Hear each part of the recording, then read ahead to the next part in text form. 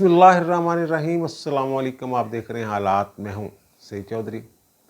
Election act में तरमीम parliament से मंजूर हो गई है अक्सरियत राय से, और जो 230 सेक्शन है उसमें तरमीम के हवाले से जो कल एतराज़ात उठाए गए थे पीपल्स पार्टी की तरफ से और जमीयत उलमा इस्लाम की तरफ से, फजल रहमान ग्रुप की तरफ से, वो एतराज़ात किसी हद तक दूर कर दिए गए हैं। इलेक्शन एक्ट में तरमीम, इस तरमीम ख़ास तौर पर जो सेक्शन 230 वाली तरमीम है, निगरान हुकूमत के इख्तियारात से मुतल्लिक़ जो तरमीम है, इस तरमीम और निगरान हुकूमत के क़याम के हवाले से इस्टेब्लिशमेंट और सियासतदानों के दरमियान रस्साकशी या फिर खींचातानी जारी है। और इसमें कौन जीत रहा है ये हम खबर है जो आपके साथ शेयर करेंगे। और इमरान खान साहब ख़ुद को सच्चा साबित करने के लिए रोज़ाना एक नई कहानी करते हैं, अपने पैरोकारों को या अपने कारकुनों को अपने आप से जोड़े रखने के लिए झूठ सच उनको सुनाते हैं। और अब उन्होंने पिछले 48 घंटों में कोई 5-7 झूठ जो हैं वो अपने पैरोकारों के सामने रखे हैं। वो झूठ क्या हैं और हकीकत क्या है, चलो इमरान खान से शुरू कर लेते हैं। जनाब, इमरान खान को शायद पता नहीं उनके खिलाफ तोशाखाना केस है क्या। जब वो जस्टिस याहिया अफरीदी और जस्टिस मुसर्रत हलाली की अदालत में पर मुश्तमिल बेंच जो है वहाँ पेश होते हैं तो सहाफ़ियों से गुफ्तगू करते हैं और तोशाखाना केस के हवाले से भी उनकी गुफ्तगू होती है। तो वो फरमाते हैं कि ना मैंने तो कोई करप्शन की ही नहीं तोशाखाना केस में, और मैंने जो किया कानून के मुताबिक किया, जो तहफ़ लिए कानून के मुताबिक लिए, जो कानून इजाज़त देता था। भाई, आपके ख़िलाफ़ जो ट्रायल हो रहा है इस वक्त हुमायूं दिलावर साहब की अदालत में, एडिशनल सेशन जज की अदालत में, वो ये केस है ही नहीं कि आपने करप्शन की है। वो केस तो बहुत छोटा सा मुख्तसर सा मामला है वो, जिसका अदालत ने फैसला करना है और आपने जवाब देना है। और तोशाखाना वाले केस में जज साहब ने जो है मुलज़िम का बयान होता है 342 के तहत, और उसके लिए 35 सवाल भी तैयार कर लिए। और वो जो सवालात होते हैं वो जो इस्तग़ासा के गवाहों ने जो हक़ाइक़ सामने रखे होते हैं, जो गवाहियाँ दी होती हैं, उनकी बुनियाद पर एक सवालनामा तैयार किया जाता है जो मुलज़िम से पूछा जाता है। वो मुलज़िम से ये भी पूछा जाता है कि आपने बतौर गवाह पेश होना है, यानी कि सेक्शन 340 के तहत बयान देना है या 342 के तहत। वो कल मैंने बता दिया कि 340 के तहत ओथ पे होता है और 342 जो है वो बग़ैर हल्फ के होता है। तो वो 35 सवाल हैं, और यही है कि जनाब आपने वो डिक्लेरेशन दिया था फ़लाँ साल में, फ़लाँ साल में, फ़लाँ साल में, और आपने ये जो इनकम थी ये छुपाई, जो गवाहों ने कहा है उसी की बुनियाद पे वो सवालात तैयार किए जाते हैं। और सवालात जो हैं वो इनके वकला के सुपुर्द कर दिए गए हैं। और अदालत ने ये हुक्म दिया है कि आज यानी 27 जुलाई को इमरान खान हर सूरत में तोशाखाना केस की समाअत वाले अदालत में पेश होंगे। अगर पेश नहीं होते तो फिर इनके नाकाबिल ज़मानत वारंट गिरफ्तारी जारी कर दिए जाएंगे। इमरान खान इस केस से भागे फिर रहे हैं क्योंकि उन्हें पता है कि ये ऐसा केस है। एक ही नुक्ता था, वो नुक्ता ये था कि जनाब जो इलेक्शन कमीशन है उसने 120 दिन गुजरने के बाद ये मेरे ख़िलाफ़ जो असासे हैं इनकी जांच पड़ताल की, जो स्पीकर की तरफ से रेफरेंस किया गया, ये एक कानूनी नुक्ता था। और वो नुक्ता जो वो मुस्तरद कर दिए ट्रायल कोर्ट ने। उनका नहीं जनाब, जो जुर्म होता है जो इलेक्शन कमीशन के वकील ने कहा वो टाइम बार नहीं होता, वो किसी वक्त भी कार्रवाई हो सकती है।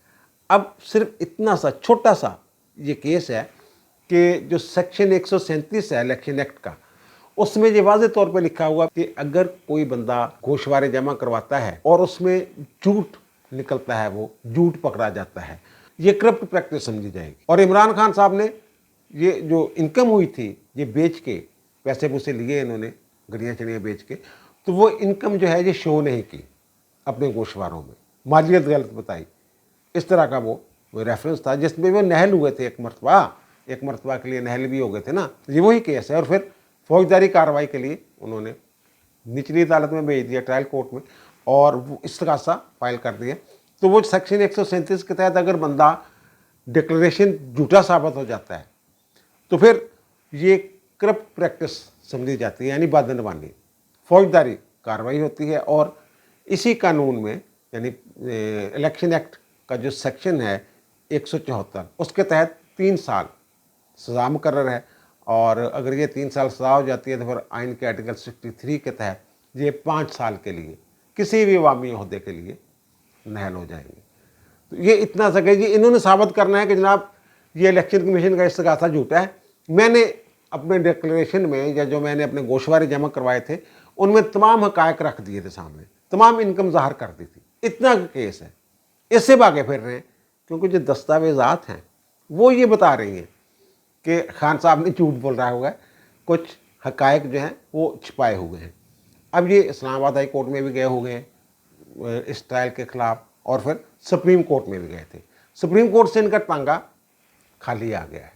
جسٹس یحییٰ آفریدی اور جسٹس مسرت حلالی صاحبہ نے اس کیس کی سماعت کی، اور جب وہ آئے ہیں عدالت میں تو باہر ان کے وکلا جناب بڑے نعرے شعرے لگا رہے تھے عمران خان کے حق میں، اور کافی سارے لوگ اکٹھے تھے کمرہ عدالت کے باہر، اندر تک شور آ رہا تھا۔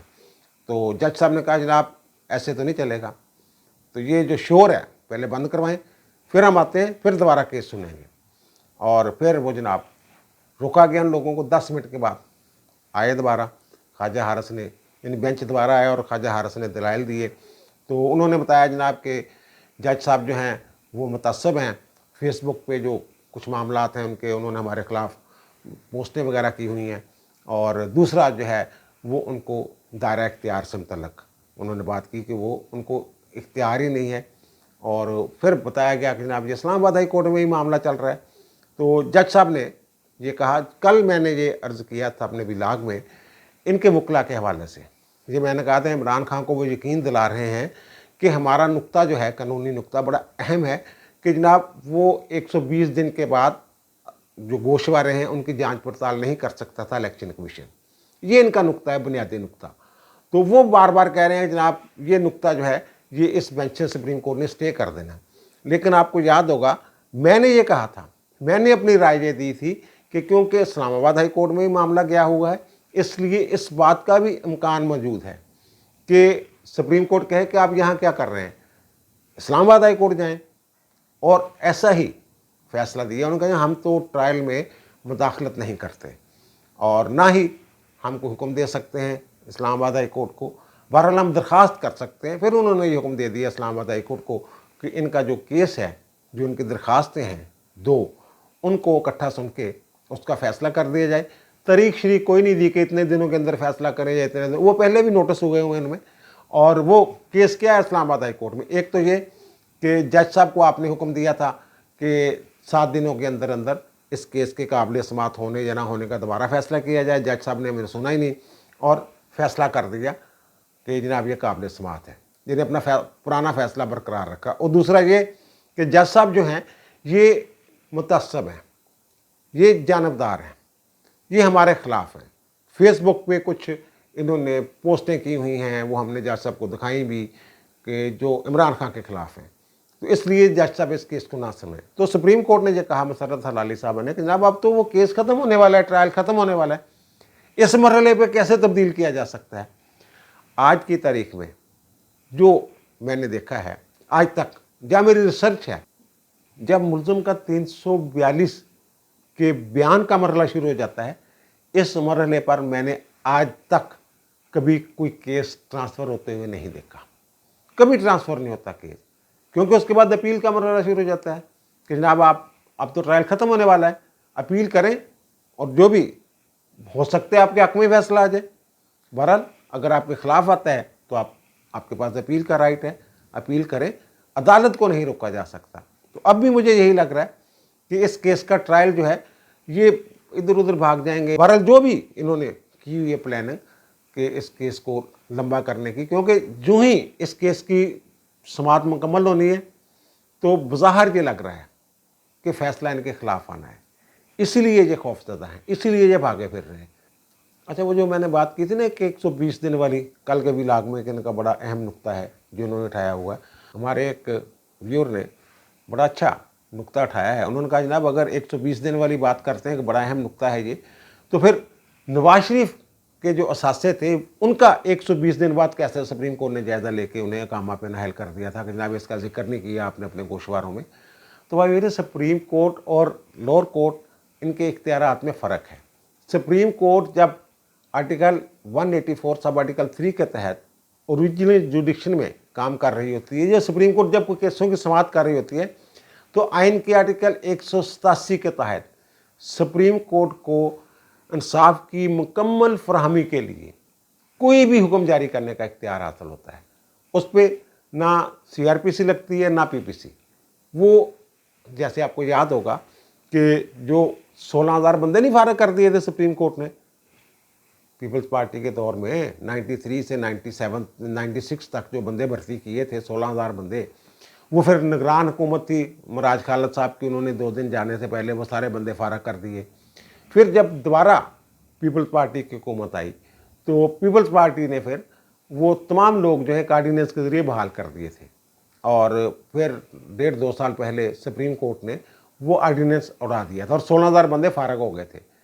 और फिर नज़रसानी की दरख्वास्त जब दायर की गई तो उसमें सुप्रीम कोर्ट ने, क्योंकि बहुत बड़ी तादाद में लोग जो है वो बेरोज़गार हो गए थे और 20-20, 25-25 साल की उनकी सर्विस हो गई थी, तो अब कहाँ वो नौकरियाँ ढूंढते फिरे, तो फिर नज़रसानी की दरख्वास्त इन्होंने मुस्तरद कर दी थी। लेकिन फिर उस मामले को 184 में ले आए थे जी, और 184 में ला के वो, जैसे मैंने कहा कि 187 के तहत इंसाफ की मुकम्मल फराहमी के लिए कोई भी हुक्म जारी कर सकते हैं, उस तरह का हुक्म दे के उन्होंने 1 से 7 तक के तमाम मुलाजिम बहाल कर दिए थे। उसके बाद वालों को कुछ का टेस्ट कह दिया था, लेकिन जो बंदे करप्शन की बुनियाद पे या बदनवानी या मिसकंडक्ट में फारग हुए थे उनको उन्होंने बहाल ना किया, इस तरह का हुक्म दे दिया था। ये सुप्रीम कोर्ट और लोअर कोर्ट या हाई कोर्ट्स की जो जुडिक्शन है उसका ये फ़र्क है। फिर इमरान खान ने इस्लामाबाद हाई कोर्ट में एक दरख्वास्त दी हुई थी, जनाब मुझे वीडियो लिंक पे मेरी हाज़िरी जो है उसकी इजाज़त दी जाए मुख्तलिफ अदालतों में जो मामला चल रहे हैं मेरे। तो वो आमर फ़ारूक साहब चीफ जस्टिस जो हैं इस्लामाबाद हाई कोर्ट, उन्होंने हुक्मनामा जारी कर दिया, तहरीरी फ़ैसला जारी कर दिए। उनका जनाब जो 342 जब मुलज़िम का बयान होता है 342 के तहत, तो वहाँ तो हाज़िरी जो है वो ज़रूरी है, वो वीडियो लिंक के ज़रिए नहीं हो सकती। और ज़मानत क़ब्ल गिरफ़्तारी के लिए पहली पेशी पे मुलज़िम का पेश होना ज़रूरी है और हतमी फ़ैसले के वक्त भी पेश होना ज़रूरी है। बीच में अगर वो कहीं पेश नहीं होता तो पेशगी की इजाज़त लेनी पड़ेगी अदालत से कि जनाब मैं वीडियो लिंक के ज़रिए हाज़िरी लगवा देता हूँ। इस तरह का कोई फ़ैसला दिया है। उन्होंने ये भी कहा कि जनाब जदीद टेक्नोलॉजी है, इससे इस्तेफ़ादा करना चाहिए अदालतों को, ये वक्त का तकाजा है। और उन्होंने रजिस्ट्रार को कहा है कि कुछ क़वायद ज़वाबित बनाने होते हैं तो वो मुतल्लिक़ा मजाज हकाम के सामने मामला रखा जाए, और कुछ जो क़वायद ज़वाबित हैं वो हाई कोर्ट ने खुद ही बनाने होते हैं। इतना का रिलीफ जो है ये इमरान खान को मिल गया है कि कुछ मुकदमात में ये वीडियो लिंक के ज़रिए अपनी हाज़िरी जो है ये लगवा सकते हैं। और दूसरा, कल मैंने ये जिक्र किया था कि इन्होंने FIA में जो बयान दिया है 1.5-2 घंटे रहे हैं, उसका लुब्बे-लुबाब ये है कि जनाब मैंने तो साइफ़र देखा ही नहीं, मेरे पास आया ही नहीं, मेरे पास तो वो तहरीरी शक्ल में आया था कुछ साइफ़र में क्या है। और अब इन्होंने वो कह दिया है कि जो मैंने 27 मार्च को लहराया था जलसा आम में एक कागज़, वो साइफ़र नहीं था। ये ज़रा सुनिए। 27 तारीख को मैंने जलसे में जो एक कॉपी लहराई वो साइफर नहीं था। इन्होंने अपना पूरा बयानिया ही इस साइफर की बुनियाद पे बनाया था। अब ये झूठ पे झूठ बोली जा रहे हैं। और दूसरा, वहाँ मीडिया से गुफ्तगू करते हुए सुप्रीम कोर्ट में इन्होंने ये कहा कि जनाब, उन्होंने पूछा ना सवाल इनसे कि जनाब आप तो बड़े साफ पाक दामन आदमी है, तो आपको क्या ज़रूरत थी कि 554 कनाल वो जायदाद लेने चाहिए अलकादर ट्रस्ट जो है उसकी बिल्डिंग बनवाने की मलिक रियाज से। तो पहले आपको याद होगा कि मैंने इनका वो क्लिप भी दिखाया था, बल्कि अब भी मिल जाएगा अगर आप ढूंढेंगे क्लिप को। तो इन्होंने ये कहा था कि जनाब मैं तो उसकी जल्द तामीर चाहता था अलकादर ट्रस्ट की, और मैं चाहता था, मुझे पता चला कि ये मलिक रियाज बड़ी तेज़ी के साथ, क्योंकि बड़ा बिल्डर है, वो बिल्डिंग शिल्डिंग तैयार कर देता है, तो मैं तो उसको ठेका देने के लिए बनाया था। जनाब छोड़े जनाब, मैं अपने पैसों से बना देता हूँ। अब ये सुप्रीम कोर्ट में साफ़ियों से गुफ्तगू करते हुए कहते हैं कि जनाब मुझे क्या पता कौन कौन डोनेशन देता है। शौकत खाना में सालाना 9 अरब रुपए जो है वो खर्च आता है लोगों के इलाज पे, तो वो लोग डोनेशन देते हैं, मुझे क्या पता कौन कौन बंदा डोनेशन दे जाता है। ये सुन लीजिए भी क्या कहा उन्होंने। कैंसर का इलाज जो मुफ्त किया जाता है उसका खर्चा 9 अरब रुपए। अब क्या मुझे पता है कौन डोनेशन। अच्छा, एक और झूठ इमरान खान साहब ने गढ़ा है। एक ट्वीट किया है इन्होंने, वो ट्वीट हम आपको दिखा भी रहे हैं स्क्रीन पे, जिसमें ये फरमा रहे हैं कि 190 मिलियन पाउंड वाला जो मामला था, इशू था, वो तो इंक्वायरी 2020 में नैब ने बंद कर दी थी। वो जो अली रियाज मलिक और NCA के दरमियान सेटलमेंट हुई थी, उसकी इंक्वायरी हुई थी और फिर वो मामला जो है वो नैब ने 2020 में बंद कर दिया था। और फिर आगे जाके ये लिखते हैं कि जनाब इसमें तो शरीफ फैमिली जो है उसकी इंक्वायरी होनी चाहिए। 2016 में वो कहते हैं कि अली रियाज मलिक ने नवाज शरीफ के बेटे हसन नवाज से ये कुछ जायदाद जो खरीदी थी अपार्टमेंट्स, कोई 50 मिलियन वो कहते हैं पाउंड का वो मामला था और दुगनी कीमत पे मलिक रियाज ने खरीद लिया था। पहली बात तो ये कि एनसीए ने इसकी इंक्वायरी भी की थी। ये जो प्लाट खरीदे थे अली रियाज मलिक ने हसन नवाज से, उसकी इंक्वायरी की थी और हसन नवाज को क्लीन चिट दी थी उन्होंने। ये आप रिकॉर्ड का हिस्सा है, ये चीज़ आप गूगल करेंगे तो आपको ये खबर मिल जाएगी कहीं ना कहीं। वो क्लीन चिट दे दी थी। ये कह रहे हैं मुझे फंसाने की कोशिश की जा रही है। अब जो नैब ने इंक्वायरी बंद की थी, इब्तदाई सतह पे था, वो कंप्लेंट की सतह पे मामला था, तो वो आपके दौर में बंद की थी। उसमें तो आप मुल्ज़म ही नहीं थे। उसमें तो अल कादर ट्रस्ट वाला जो इल्ज़ाम है आपके ऊपर, वो इल्ज़ाम ही नहीं था। उसमें तो जो पैसे आए थे एनसीए की तरफ से, नेशनल क्राइम एजेंसी बरतानिया की तरफ से पाकिस्तानी हुकूमत में, उसमें तो ये इशू ही नहीं था उस इंक्वायरी में कि वो आपने मलिक रियाज को जुर्माना जो हुआ है उस अकाउंट में जमा करवा दिया सुप्रीम कोर्ट में। उसमें ये इंक्वायरी कहाँ थी? वो तो इंक्वायरी इसलिए बंद की गई थी कि जनाब एनसीए के साथ इनका मामला को डील हो गई है और अगर ये डील पूरी नहीं करते, ज़ाहिर 19 करोड़ पाउंड जो है पाकिस्तान को भेजने की डील हो गई थी इनकी उनके साथ कि ठीक है जनाब आप पाकिस्तानी हुकूमत को दे दें, हम आपको दे देते हैं। तो वो वाली इंक्वायरी बंद हुई थी और वहाँ ये लिखा हुआ है उस इंक्वायरी में जो दस्तावेज़ात सामने आ रही हैं कि जनाब ये अगर एनसीए के साथ किया गया वादा पूरा नहीं करेंगे तो ये जो केस है नैब रीओपन कर सकता है। वो तो केस ही और था, ये केस और है। ये तो आपने जो रिश्वत ली है अल कादर ट्रस्ट की ज़मीन और अल ट्रस्ट के जो बिल्डिंग बनाने के हवाले से मलिक रियाज से, ये वो वाला केस है। और उसके एवज आपने जो 19 करोड़ पाउंड हैं वो आपने मलिक रियाज को दे दिए, वापस कर दिए। मलिक रियाज से लेके हुकूमत बरतानिया जो है पाकिस्तान को देती है और आप फिर वो मलिक रियाज को दे देते हैं कि जनाब सुप्रीम कोर्ट में जुर्माना जमा करवा दें। ये केस है।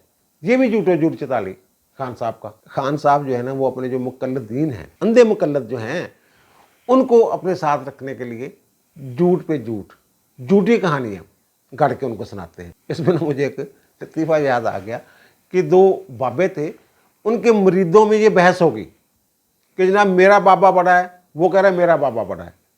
वो इस बहस तकरार में मजमा इकट्ठा हो गया।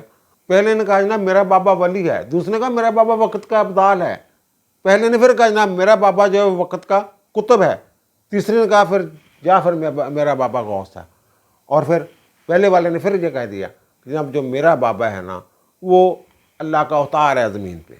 इतनी देर में वो बाबा जी वहाँ से गुजरे तो लोगों ने कहा जनाब आपका मरीद ये कह रहा है।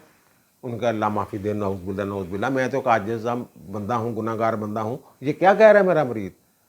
तो जब वो बाबा जी थोड़ा सा आगे गए तो लोगों ने कहा जनाब आपको तो बाबा जी नहीं मान रहे वो बात। तो उसने कहा कि ए बाबा नहीं छड़ने था पता, मैंने पता बाबा की शय है। इमरान खान के मुकल्लदीन भी अब यही बात कर रहे हैं। इमरान का मुकर्र है तो वो फिर भी यही कह रहे हैं कि नहीं। अच्छा, अब जो मैं बात कर रहा हूँ कि इस्टेब्लिशमेंट और सियासतदानों के दरमियान खींचातानी जारी है।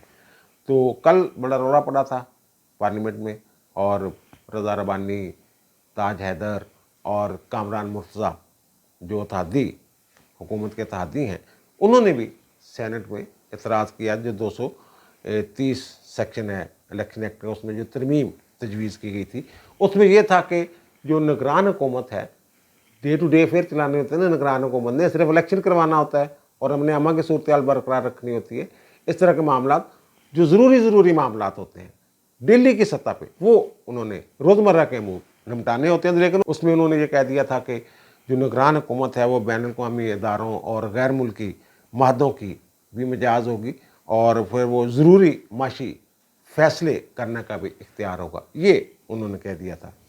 और कल ही मैंने ये बात कर दी थी, अगर आपने पूरा मेरा व्लॉग सुना है, आखिर पे आदम नज़ीर तारड़ के साथ गुफ्तगू के बाद मैंने जो बात की थी आपके साथ, वो मैंने कहा था वो कहते हैं कि जनाब ये कोई हरफ आखिर नहीं है, हम तो ये चाहते हैं कि जो मौजूदा मंसूबे हैं इनकी कंटिन्यूटी चाहते हैं, तसलसल चाहते हैं कि इनमें कोई रुकावट ना आए, तो वो मिल बैठ के दोबारा गौर किया जा सकता है। अब उन्होंने जो तरमीम की है वो इसी तरह की है कि निगरान हुकूमत कोई नया मादा नहीं कर सकेगी।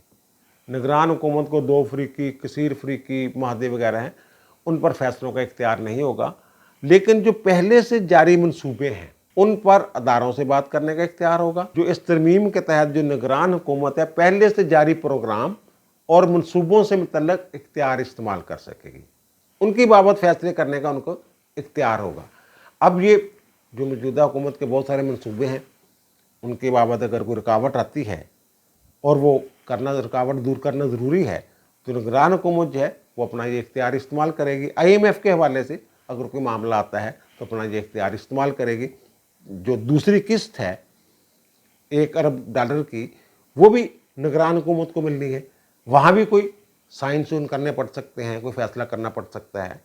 तो ये इख्तियार, और फिर सबसे बड़ी बात जो है ये तरमीम जो है ये एस्टेब्लिशमेंट की ख्वाहिश पे शामिल की गई थी। निगरान हुकूमत को ये माशी फैसलों के हवाले से इख्तियार देने की जो बात है ये मेरी इत्तला के मुताबिक ये एस्टेब्लिशमेंट की तरफ से आई थी। और आज़म वज़ीर तारड़ साहब का ये कहना है कि जनाब ये व्हाट्सएप के ज़रिए और ईमेल्स के ज़रिए तमाम जो कमेटी के अरकान हैं उनको ये भिजवा दी गई थी, तो कोई इतराज़ नहीं आया था उस वक्त। और बाद में जो गुज़श्ता रोज़ इनकी मीटिंग हुई है पार्लियामेंट में पेश होने से पहले पार्लियामानी कमेटी की, वहाँ भी इस पे बाकी तो मुतमिन हो गए, लेकिन जो PTI के थे अली ज़फ़र साहब बैरिस्टर सेनेटर, वो मुतमिन, वो बाइकाट कर चल गए और उन्होंने इजलास में भी इसकी मुखालफत की कि जनाब ये नहीं होना चाहिए, ये सुप्रीम कोर्ट अड़ा देगी। वो कहते 10 दिन में सुप्रीम कोर्ट अड़ा देगी।